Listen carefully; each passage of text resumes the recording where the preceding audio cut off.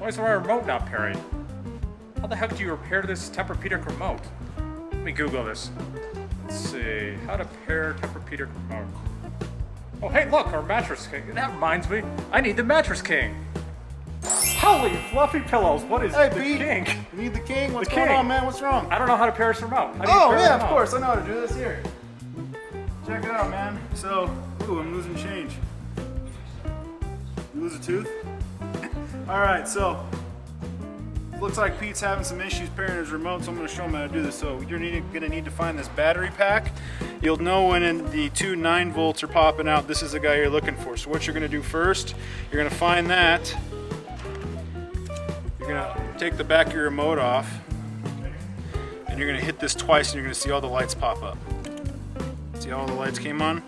Next thing you're going to do is hold that little button right there until the lights shut off. See how the lights shut off?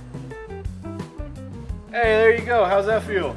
Pretty good. Now you can Netflix and chill all night, baby. Nice. All right. Don't forget to like and subscribe. See you guys next week.